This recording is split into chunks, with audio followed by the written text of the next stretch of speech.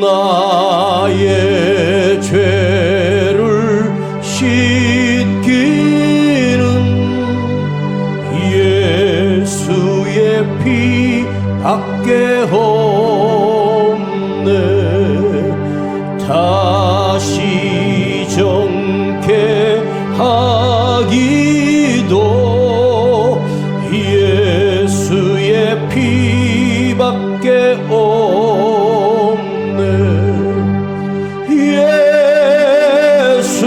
예수의 흘린 피 날 이게 하오니 귀하고 귀하다. 예수의 피밖에 없네. 나를 정케 하기는 예수의 피밖에 없네. 사죄하는 증거도 예수의 피밖에 없네. 예수의 흘린 피 날 희게 하오니 귀하고 귀하다.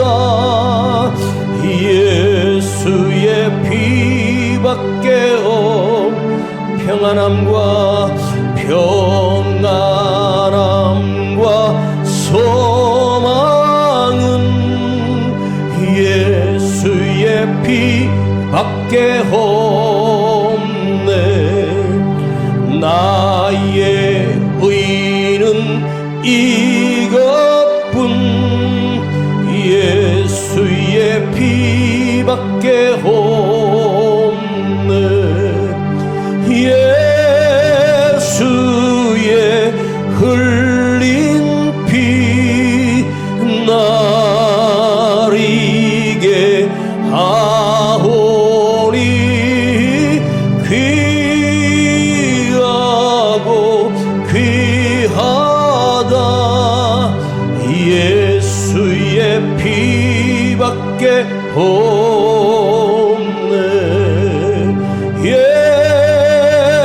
예수의 흘린 피 날 희게 하오니 귀하고 귀하다. 예수의 피밖에 없네. 감사하신 아버지 하나님, 오늘도 이 수요일 밤에 주님 앞에 불러주셔서 감사드립니다. 오늘도 이 자리에 내가 앉게 하시고 아버지 앞에 예배드리며 아버지를 경험하게 하시고 아버지의 말씀을 들을 수 있는 은혜 주심을 감사드립니다. 오늘도 하나님의 말씀이, 아버지 하나님께서 우리에게 주시는 이 말씀이 우리 심령에 새겨지게 하시고 우리 안에 생명과 구원의 역사가 온전히 회복될 수 있도록 은혜를 더하여 주시옵소서. 예수님의 이름으로 기도하옵나이다. 아멘. 자, 우리 요한복음 5장 계속해서 묵상하고 있습니다. 요한복음 5장 19절부터 22절까지 보겠습니다. 요한복음 5장 19절부터 22절까지.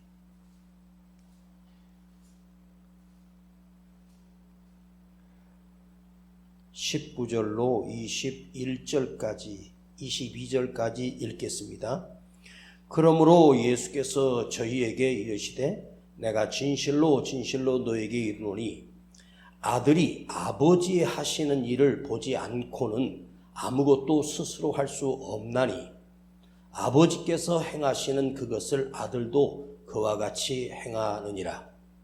아버지께서 아들을 사랑하사 자기의 행하시는 것을 다 아들에게 보이시고 또 그보다 더 큰 일을 보이사 너희로 기히 여기게 하시리라. 아버지께서 죽은 자들을 일으켜 살리심같이 아들도 자기의 원하는 자들을 살리느니라. 아버지께서 아무도 심판하지 아니하시고 심판을 다 아들에게 맡기셨으니.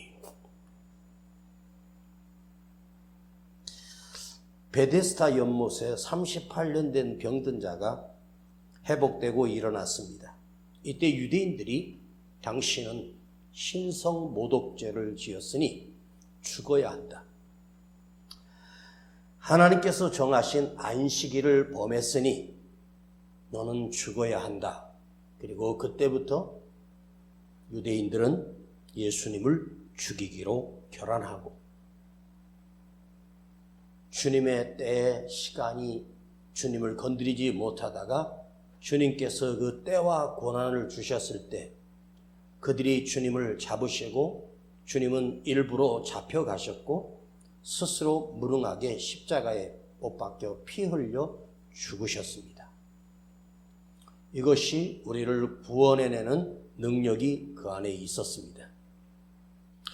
예수님의 제자들이 예수님을 처음 따랐을 때 예수님에게 계속해서 반복하는 질문이 있었습니다. 가장 많이 한 질문이 무엇이었을까?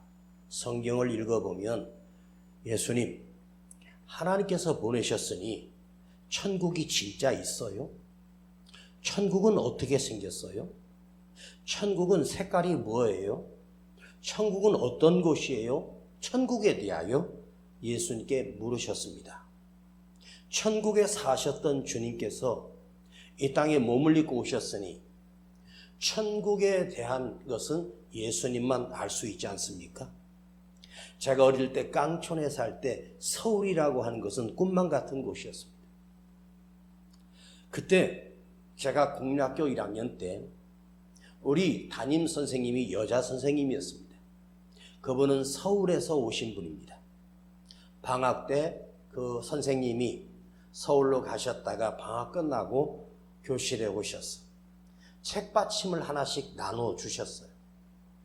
옛날에 책받침이라고 해서 연필로 쓰니까 글을 잘 쓰도록 책받침이 있는데 그 책받침에 서울의 고가도로에 그 고가도로에 차들이 다니는 걸 사진을 찍어서 우리에게 주셨습니다. 그 책받침을 보는데 너무 신기했습니다. 서울 가면 차들도 하늘을 나는구나. 그 시골에 있을 때는 전기도 들어오지 않고 하루에 2번 버스가 오고 어쩌다가 그 쌀이나 곡식을 사러 트럭들이 올 때 차 구경을 한 번씩 하거든요. 우리 동네에서는 2층 집이 하나도 없었는데 그 시장에 딱 한 채만 2층 집이 하나 있었어요. 그 2층에 계단을 타고 올라가서 창문으로 누가 내려다보는데 너무 신기한 거예요. 그래서 나도 올라가도 돼? 그랬더니 그 친구가 안 된다는 거예요. 2층에 정말로 올라가고 싶었거든요. 몰래 그 2층으로 올라가서 창문을 보는데 신기했습니다. 저는 지금 17층에 사는데 아무것도 신기하지도 않습니다. 비행기 타고 하늘보다 높이 올라가도 신기하지 않습니다. 그렇게 깡촌에서 살 때 서울에 대하여 선생님이 칠판으로 서울역 그림을 그려주셨어요. 그 동으로 된 탑의 모양과 그 앞에 옛날 일본 압제가 세웠던 서울역 그림을 그려줬습니다. 그때 제가 꿈을 가졌습니다. 예수님, 저도 서울 가서 살게 해주세요. 그래서 정말로 제가 8살 때, 9살 때, 그러니까 그 당시에 3학년 정도 된 다음에 4학년 올라갈 즈음에 서울에 제가 서울역에 새벽에 도착한 기억이 납니다. 너무 신기했습니다. 서울역을 보지 않고 서울에 대해서 말할 수 없잖아요. 시골에서 서울에 갔다 온 형님들이 서울 이야기를 해주면 밤을 새도록 들었습니다. 서울에서 와서 막상 보니 도시 시골과는 완전히 차이 나지 않습니까? 그런데 시골에 살다가 서울에 왔을 때 그 밤에도 반짝거리는 조명들이 신기했지만, 여러분 지금은 우리가 서울이 그때 옛날 서울하고 지금 완전히 달라졌지 않습니까? 그럼 여러분들이 이 땅에서 아무리 좋은 곳에 살아도 천국에 가면 이 세상에 아무리 좋은 곳이라도 천국과는 비교될 수 없잖아요. 우리 손바닥만한 땅에 시골하고 서울하고 그렇게 차이 나는 정도인데, 제가 미국을 가보고 싶었는데 미국에 한 7, 8번, 한 10번 가까이 집회를 갔다 왔는데, 미국에 가면 뭐 엄청난 줄 알았는데 다 거기서 거기에요. 제가 이제 마지막 가고 싶은 곳은 천국입니다. 우리 모두가 천국에 함께 갑시다. 여러분도 천국에 함께 가는 그런 믿음의 사람이 되기를 간절히 축원합니다. 주님이 비유를 통해서 제자들에게 설명해 주시는 이유가 있어요. 천국에 대해서는 색이 어떻고 모양이 어떻고 그림을 그려서 알려준 게 아니에요. 왜냐하면 인간의 언어로, 사람의 언어로 천국에 대하여 말할 수가 없는 거예요. 그 선생님이 서울역 그림을 그려주면서 이렇게 생겼다고 설명할 수 있지만, 책받침 속에 그 고가도로 달리는 차들을 사진 찍은 걸 보여줄 수 있지만, 천국은 사진을 찍어올 수 있는 게 아니에요. 우리가 보는 색도 아니고 우리의 언어로 천국을 표현할 수 있는 언어가 우리 인간의 언어 속엔 없어요. 주님께서 인간의 몸을 입고 오신 이유는, 하나님께서 인간의 몸을 입고 오신 이유가 우리를 구원하시기 위하여 하나님께서 몸을 입고 오신 것이 예수님이거든요.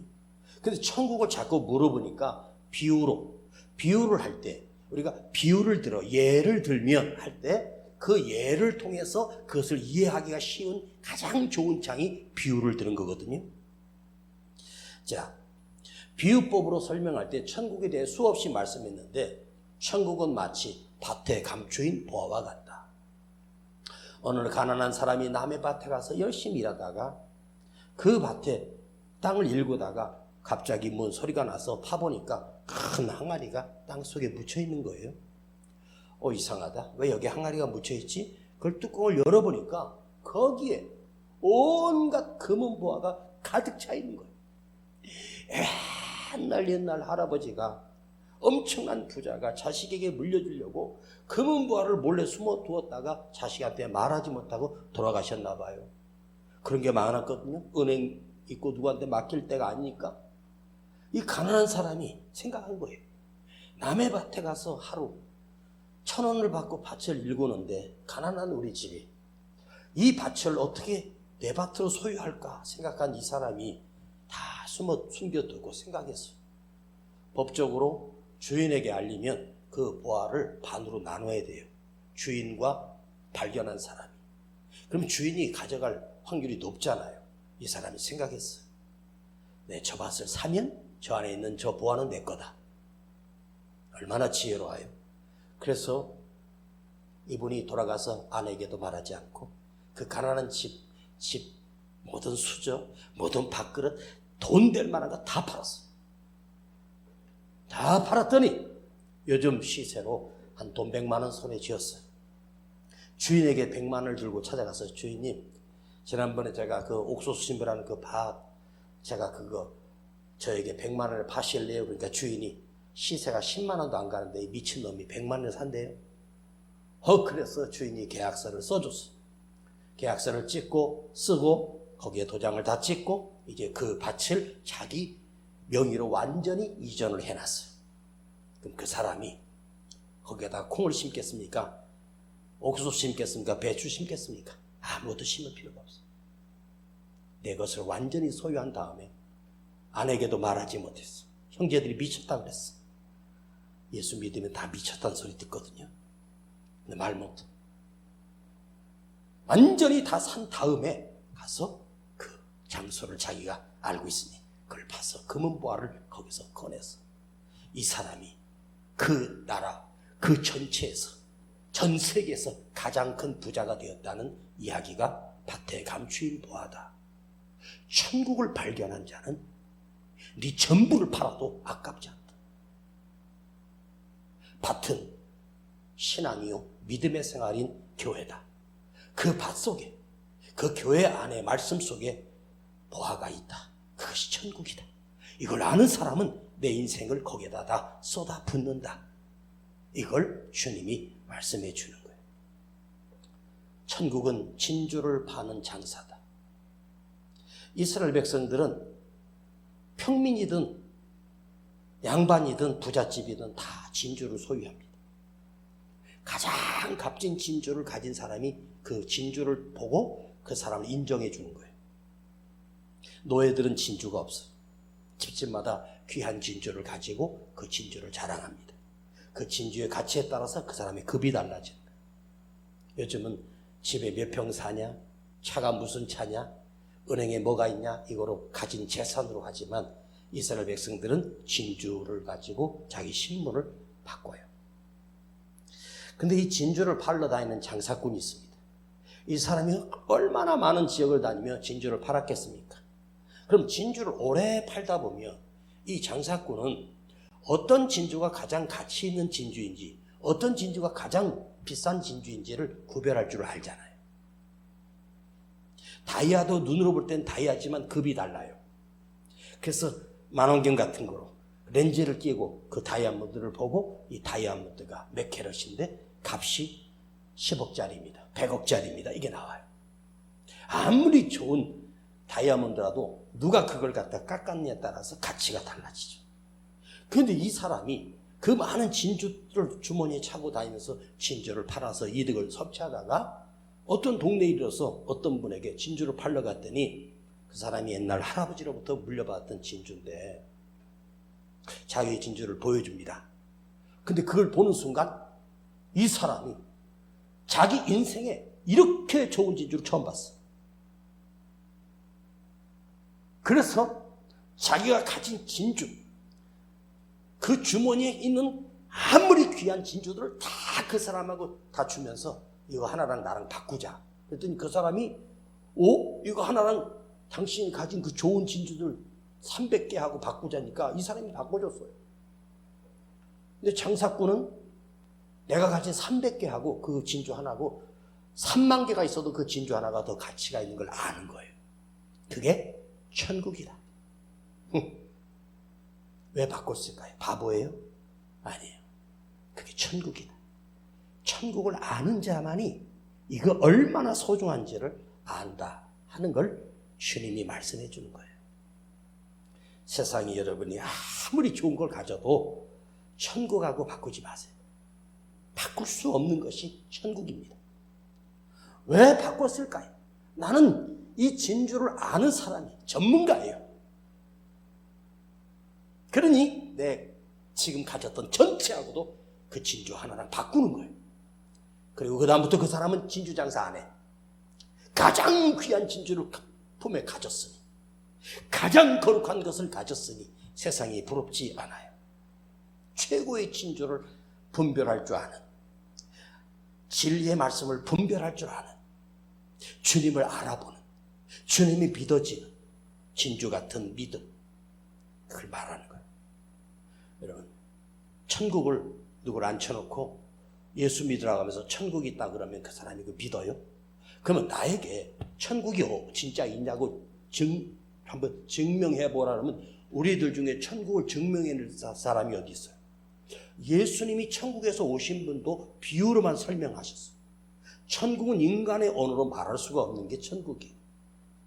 여러분, 사람이 60을 살다가 죽고 70을 살다 죽고 80을 살다 죽고 좀 오래 살면 90을 살다 죽는데 유한한 인간이, 죽을 시간이 정해져 있는 인간이 영원한 천국을 이해나 할 수 있으며 영원한 천국을 인식을 할 수 있겠습니까?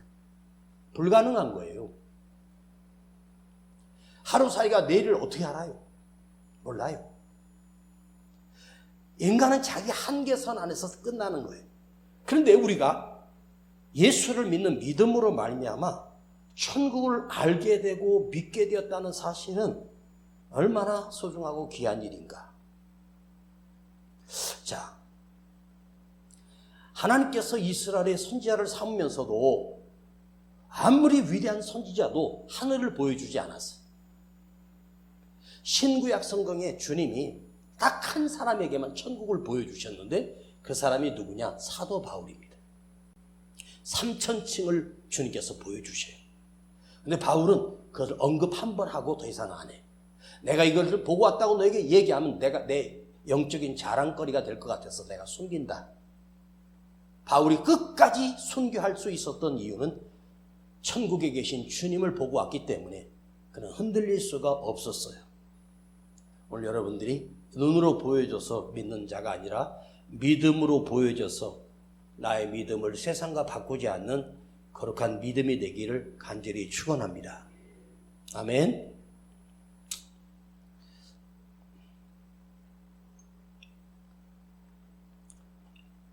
오늘 본문으로 들어가겠습니다.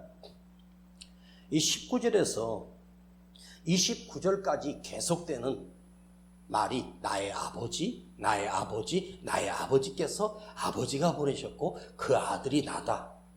아버지와 아들 관계를 주님이 그 유대인들에게 말씀드리고 있어요. 아버지, 아버지.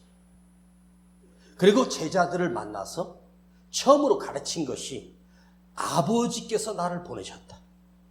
나의 아버지가 나를 이 땅에 보내셨다. 나는 하나님의 아들이다.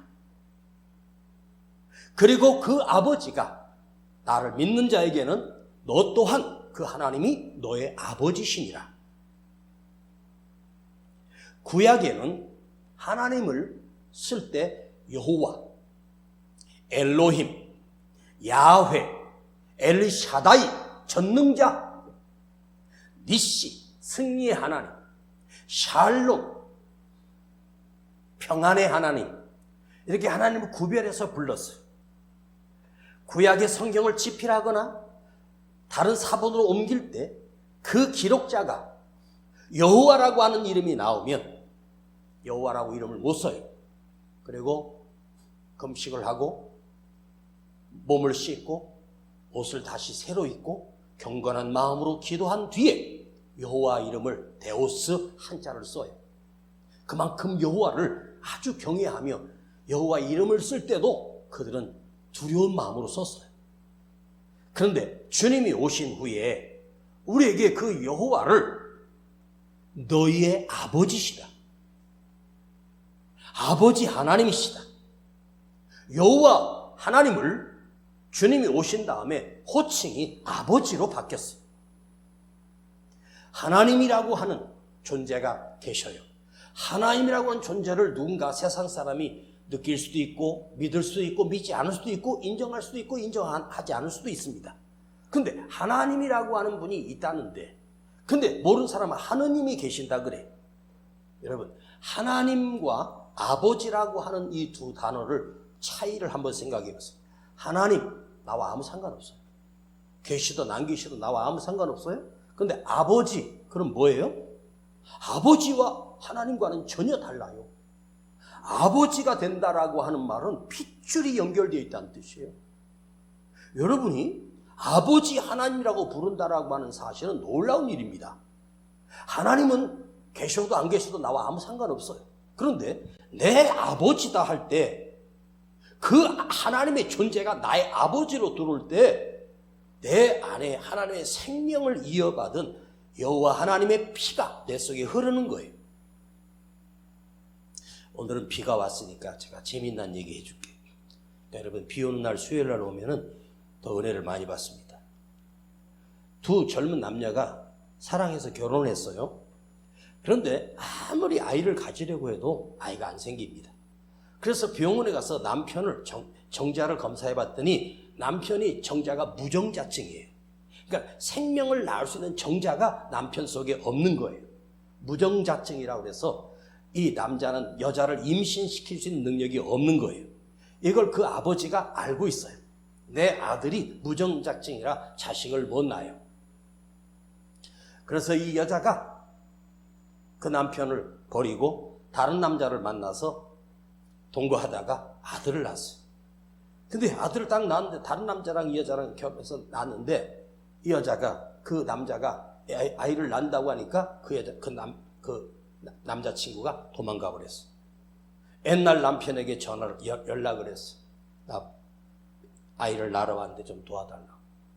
그 예정이 있어서 거기 가서 봤더니 거기 자식이 태어났는데 내 자식이 아니에요. 응? 나는 무전자증인데 그래도 옛날 그 정이 있어서 이제 그 아이를 자기 양자로 호적에다 올려줬어. 그래놓고 세월이 흘렀는데 이 아들이 갑자기 교통사고로 죽었어요. 할아버지가 엄청난 부자신데 장례식 때, 자기 아들의 장례식 때 옛날 며느리가 어린 아이들을 안고 와서 할아버지 인사드리라는 거예요. 그 할아버지가 기가 막힌 거예요. 네가 여기 왜 왔냐? 할아버지 손자라. 호적상으로는 손자인데 이 할아버지는 내 손자가 아니야. 재산을 한 푼도 너에게 줄 수가 없어. 인정을 안 하는 거예요. 여러분, 그 할아버지가 왜 그 손자라고 대놨지만 자기와 피가 하나도 안 섞였어요? 그죠? 그런데 다른 얘기 해볼게요. 부잣집이고 회장님 아들이 어떤 여자랑 연애를 해서 아기가 생겼어요. 근데 집에서 그런 천한 여자랑 결혼할 수 없다. 근데 이 여자가 손자를 낳아가지고 들어오니까 할머니 할아버지가 그 아기를 보고 인정을 해주고 손자로 그를 집으로 불러들여 정식으로 결혼시켜줬어요. 왜 그럴까요? 그 할아버지 할머니가 부자예요. 근데 내 핏줄을 들고 왔으니 아무리 싫어도 내 친아들의 자식이니까 얼마나 이쁘겠습니까? 길거리에 수많은 아이들, 애기들 이렇게 다녀도 제가 볼 때 다 이쁘지만 제 손자가 왔을 때 이쁜 거하고 천지 차이로 달라요. 우리 손자가 와서 할아버지 뭐 사주세요 해서 내가 안 사준 적이 없어요. 해줄 수 있는 거 다 해줍니다. 장난감이 얼마나 많은지 지네 집 거실 그 베란다에 얘 장난감이 하늘처럼 쌓이더라고요. 그래도 또 사달라면 또 사줘요. 왜? 내가 친할아버지니까. 자, 이 손자가 할아버지라고 부른다라고 하는 말은 내 친자가 낳은 자식이기 때문에 내가 할아버지예요. 할아버지라고 하는 말이 무슨 뜻인지 아세요? 한 아버지란 뜻이에요. 원래 할아버지가 아니라 한 아버지였어요. 크다는 뜻입니다. 이 손자에게는 아버지보다 더 큰 아버지가 할아버지예요. 한 아버지. 너의 아버지의 한 아버지야. 똑같은 아비다. 할머니가 돼서 손자를 보는 것과 엄마가 돼서 아들을 보는 것과 그 느낌이 달라요. 왜 그럴까요? 그 속에 내 피가 섞였기 때문에. 피가 섞였다라고 하는 말은 내가 A형이니까 A형 피를 물려받은 게 아니에요. 내 손자의 머리카락을 잘라서 한번 DNA 검사를 해보면 99.99% 한 핏줄이라고 인정서가 나와요. 그렇죠? 왜 그럴까요? 피는 못 속인다는 거죠. 자, 그런데 성경에 보니까 주님께서 너는 내 아들이야, 너는 내 아버지야 라고 할 때 하나님의 아들, 이걸 헬라어로 테크논이라고 하는 헬라어가 있어요. 근데 또 휘노스라고 하는 헬라어가 둘 다 아들이고 자녀란 뜻입니다. 테크논, 휘오스. 근데 테크논이라고 하는 것은 핏줄이라는 거예요. 내 핏줄이 연결되고 혈연적인 관계가 있을 때 이것이 테크논이에요. 휘오스는 법적인 아들인 거예요. 호적에 올려져 있다 이것입니다. 가족관계서를 띄면 그 호적에 연결되어 있어요. 근데 성경에 영접하는 자, 곧 그 이름을 믿는 자들에게는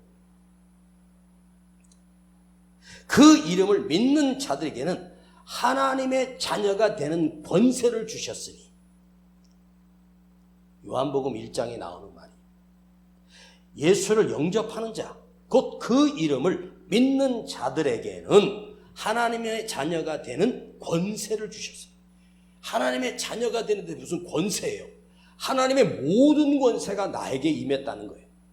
하나님의 자녀가 되는 권세. 자, 왕이 낳은 아들은 뭐죠? 왕자예요. 왕의 권세가 왕자에게 있는 거예요. 그 밑에 있는 신하들이 어린 왕자라도 반말할 수가 없어. 허리를 숙여야 돼. 왜? 왕자의 신분이 그에게 있기 때문이에요. 자녀, 헬라어로 테크는 하나님의 핏줄을 이어받았다. 하나님의 DNA가 그 속에 있다. 자, 하나님께서 아담을 만드실 때 흙으로 빚으시고 그 코에 하나님의 생기를 불어넣으셨어요. 이 생기를 루하흐라고 하는데 이 생기가 뭐냐면 하나님의 생명이, 하나님의 생명이 그 속에 들어가 아담이 된 거예요. 하나님이 원래는 우리를 만드실 때 영원히 죽지 않는 존재로 만드셨어요. 하나님과 동일한 존재로 만들었어요. 근데 하나님 앞에 떠나 범죄함으로 인하여, 죄로 인하여 죽음이 온 거예요. 그리고 그들은 하나님을 떠나버렸어요. 그러다가 하나님께서 아브라함을 부르시면서 자기 백성을 만들어내십니다. 그리고 아브라함을 통해서 그 이스라엘 백성이 하나님의 백성이 되었습니다. 그러다가 하나님께서 이스라엘을 버리고 그 복음이 로마를 통해서 온 세상으로 퍼지면서 유럽과 아프리카와 이 조선 땅에 복음이 들어왔습니다. 지구 반대편에 살던 우리에게 복음이 들려지게 되었고 오늘 이 시대에 우리가 예수를 믿게 되는 것은 참으로 하나님의 오묘한 섭리가 아니겠습니까? 자, 그런데 오늘 우리가 주님을 만난 적도 없고 본 적도 없고 기록된 말씀만 읽고도 예수를 믿게 된 것은 이게 얼마나 어마어마한 일입니까? 그것은 하나님께서 우리를 불러서 택하여 주셨기 때문에 가능한 거예요. 내가 믿게 된 것이 아니라 하나님이 나를 불러주셨기 때문입니다. 갈라디아서에는 이렇게 말합니다. 너희가 믿음으로 말미암아 그리스도 예수 안에서 하나님의 아들이 되었으니. 다시 읽어드릴게요. 너희가 믿음으로 말미암아 그리스도 예수 안에서 하나님의 아들이 되었으니. 우리를 향해서 너희가 예수 그리스도를 믿음으로 말미암아 너희가 하나님의 아들이 되었다. 이것이 휘어스예요. 법적으로 호적으로 나를 하나님의 호적 속에 올려버린 거예요. 여러분, 믿는다는 이 믿음 하나가 어떻게 하나님의 자녀가 됩니까? 예수 그리스도를 나의 구주로 영접함으로 인해서 예수 그리스도께서 흘리신 그 피, 십자가에서 흘리신 보혈이 피가 내 안에 임해서 내 안에 예수의 피가, 예수의 생명이, 그럼 하나님의 친자가 예수님입니다. 예수님의 피가 내 안에 들어옴으로 인해서 내 안에 구원받게 되는 역사가 일어났다. 이해하십니까? 그 피를 흘려 죽으셨다.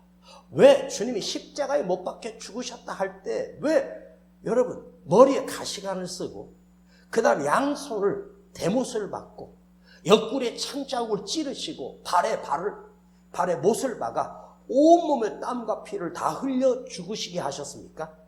그 피가 예수의 보혈이 우리를 구원하는 생명이기 때문입니다. 피 흘려 죽으신 거예요. 목 졸라 죽으면 안 돼요. 피 안 흘리고도 죽어요. 목 졸라 죽으면 안 돼요. 왜 로마 군인들이 반란 죄인들에게만 행하는 십자가형을 처했을까요? 그게 하나님의 뜻이에요. 로마가 왜 예루살렘과 이스라엘을 압제하고 그들의 속국이 되었습니까? 왜 하필 주님이 그때 오셨습니까? 그래야 십자가에 피 흘려 죽으실 수 있기 때문입니다. 웬만한 죄인은 십자가에 못 박지 않습니다. 로마의 법정에 로마의 군대에 반항하거나 역적 죄인들만 십자가에 못 박혀 죽는 법이 있습니다.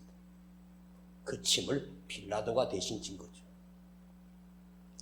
마지막 남은 심장에 고인 피를 옆에 있는 두 강도들은 다리를 꺾어서 죽입니다. 예수님은 꺾지 않았어요.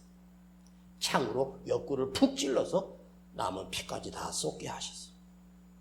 그 십자가에서 흘리신 피가 우리를 구원하는 생명의 피이기 때문입니다. 피가 뭐죠? 생명이에요.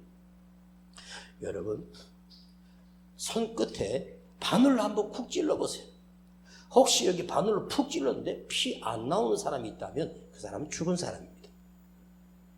지금 여러분의 손가락 끝에다가 가는 바늘로 그냥 푹 찔르면 거기서 새카만 피가 떨어지기 시작할 거예요. 그 말은 살아있다는 뜻입니다. 피가 돌지 않는다, 피가 멈췄다는 말은 죽었다는 거예요.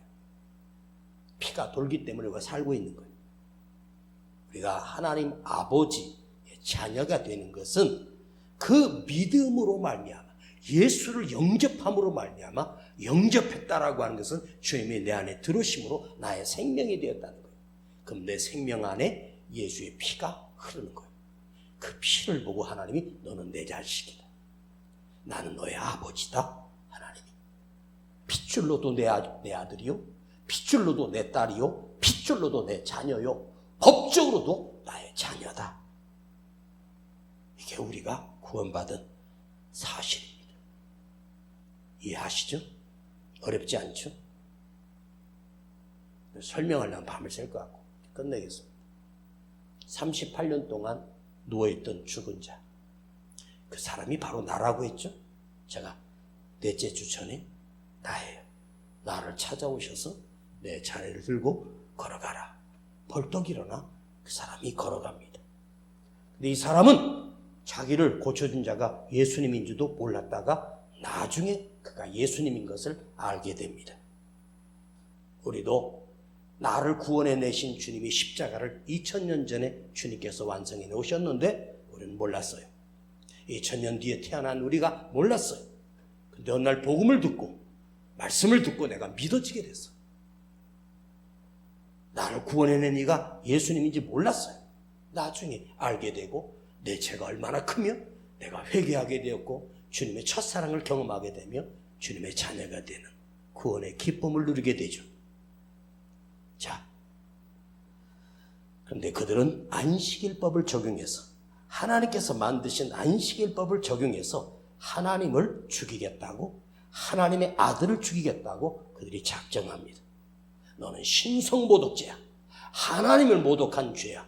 여러분, 하나님에게 신성모독죄를 묻는 이 유대인들 얼마나 어리석습니까? 자, 19절 한 번만 읽겠습니다. 그러므로 예수께서 저에게 이르시되 내가 진실로 진실로 너에게 이르노니 아들이 아버지 하시는 일을 보지 않고는 아무것도 스스로 할 수 없나니 아버지께서 행하시는 그것을 아들도 그와 같이 행하느니라. 38년 동안 누워있는 사람을 일으킨 것은 사람이 할 수 있는 일이 아니고 인간이 할 수 있는 일이 아닙니다. 하나님만이 하실 수 있는 일인데 하나님의 아들인 그가 오셔서 하나님이 하시는 일을 아들이 행했다. 그러니 잘 들어라. 내가 하나님의 아들이 아니면 어떻게 그 죽은 자를 살리겠느냐. 너희들이 그 베데스다 연못에서 38년 동안 누워있는 그 병들 자를 아는 것처럼 너희들 중에 누구 한 사람이라도 그가 일어날 가능성이 있다고 생각한 사람이 있으면 나와봐라. 아무도 없다. 그는 이미 죽은 자였어. 스스로 일어날 수 없는 자였다. 아버지께서 일하시니 내가 일한 거야. 하나님이 하시는 능력을 나도 할 수 있어. 왜? 아버지의 능력이 내 안에 있기 때문에. 나도 우주 만물을 다시 창조할 수 있고 너희를 다 죽일 수도 있고 살릴 수도 있어. 그것이 아들의 권세야. 자, 22절 한번 보십시다. 아버지께서 아무도 심판하지 아니하시고 심판을 다 아들에게 맡기셨으니. 여러분, 하나님 아버지가 심판하실 수 있는 분인데 이 세상을 심판하는 것을 누구에게 맡기셨습니까? 예수님께 맡기신 거예요. 그러니까 마지막 날에 주님께서 재림하실 때는 무슨 날이냐? 심판의 날이 와요. 구원의 날이 아니에요. 그러니까 예수 잘 믿어야 돼. 진짜 믿어야 된다. 혼만 잡지 말고 진짜 믿으라고. 심판하러 오실 예수님이 곧 오셔요. 아니면 내가 죽어서 먼저 갈 수도 있고. 그러니까 하나님의 말씀, 예수님이 친히 하신 말씀은요, 진리의 말씀입니다. 이건 다 이루어질 약속이에요. 그리고 이루어졌고요. 마지막 남은 하나는 주님이 다시 오실 그것만 남아있어요. 그날은 우리가 알지 못하니까 깨어있어야 되고 믿음으로 살아야 되는 거예요. 자신이 하나님의 아들임을 말씀하시고 내가 성자 하나님이심을, 하나님이 하시는 일을 나도 할 수 있다. 아무리 바보라도 그가 일어났다면 그가 하나님이 아니면 살릴 수 없다는 걸 알고, 나사로가 죽은 지 나흘이 돼서 그 썩은 시신이 다시 나왔다는 게 다 온 유대에 다 퍼졌어요. 그럼 바보라도 믿지 않습니까? 항아리에 부었던 물이 어떻게 포도주가 돼요?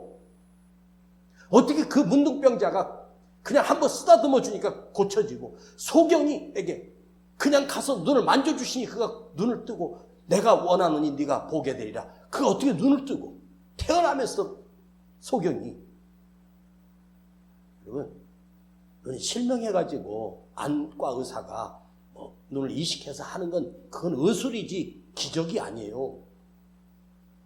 안진뱅이가 일어난 건 의술이 아니고 기적이란 말이에요.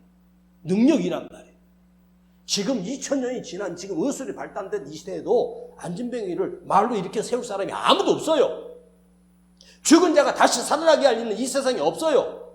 하나님의 권세만이 가능한 거예요. 그럼 너희들이 나를 믿어야 되지 않겠냐? 그래서 지금 주님이 말씀하십니다. 자, 20절 한 번 더 읽겠습니다. 아버지께서 아들을 사랑하사 자기의 행하시는 것을 다 아들에게 보이시고 또 그보다 더 큰 일을 보이사, 그보다 더 큰 일이 바로 십자가예요. 너희로 기이 여기게 하시리라. 여러분, 주님은 능력을 자랑하러 오신 분이 아니라 그 능력을 통해서 당신을 믿게 하시려고 주님께서 하나님의 아들이심을 증거하기 위하여 그래 나를 믿으라는 거예요. 심판도 주님의 손에 있어요. 하나님께서 그 아들 예수님에게 다 맡기셨어요. 구원도 십자가도 아들에게 맡기셨어요. 그러니까 오늘 우리는 누구를 믿는 사람이냐? 예수님을 믿는 사람이에요. 예수님을 믿어야 하나님이 나의 아버지가 되는 거예요. 유대인들은 지금까지 여호와는 믿지만 예수를 믿지 않아요. 예수를 믿지 아니하면 우리 죄를 사할 길이 없어요. 예수님을 통해서만, 십자가를 통해서만 하나님께 나아갈 수 있어요. 정확하게 말하면 여러분 누굴 믿습니까? 하나님을 믿습니다 하지 말고 예수님을 믿습니다 해야 돼요. 예수님을 믿을 때 하나님이 아니라 아버지 하나님이 되는 거예요. 그러나 유대인들은 믿으려 하지 않았습니다. 눈에는 다 믿어지는데, 보이는 건 믿어지는데 그들은 믿으려 하지 않았습니다. 왜? 자기의 기득권이 있기 때문에. 자기들이 이뤄놓은 그것을 빼앗기기 싫어서 예수를 인정하지 않았습니다. 하나님의 자녀, 하나님의 자녀가 아닌 자가 이 세상에 두 종류로 살아가고 있습니다.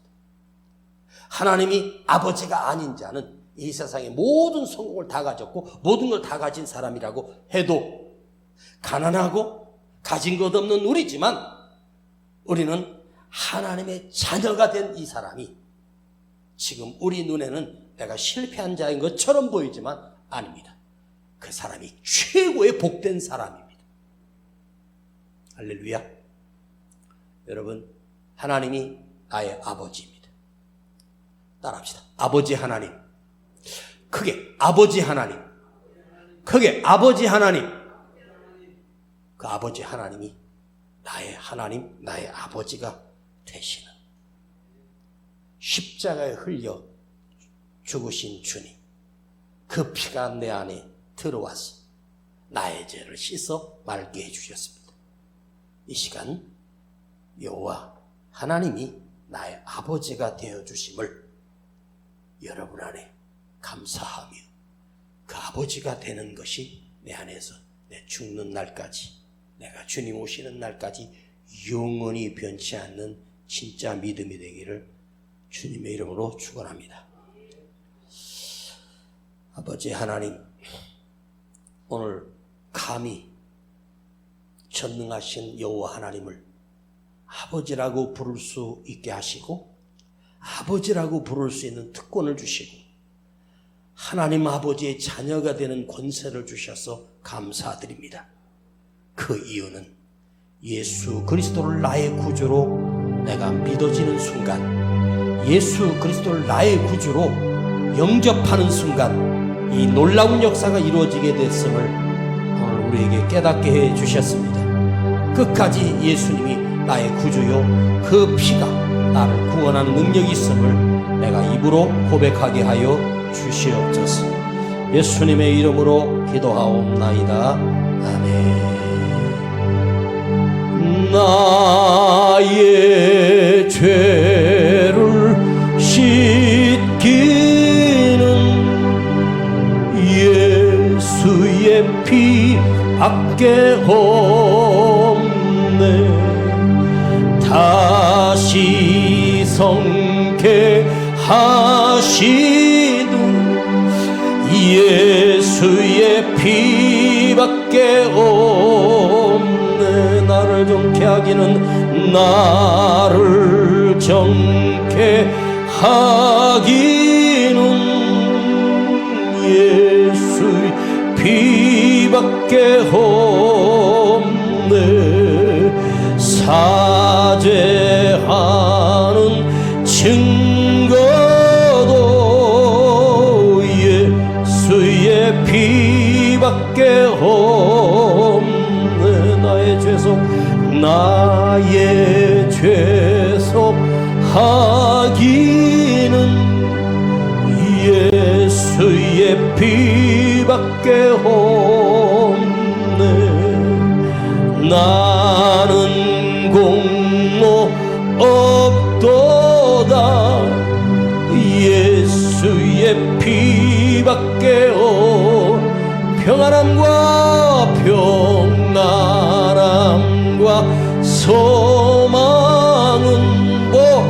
예수의 피밖에 없네. 나의 의는 이것뿐, 예수의 피밖에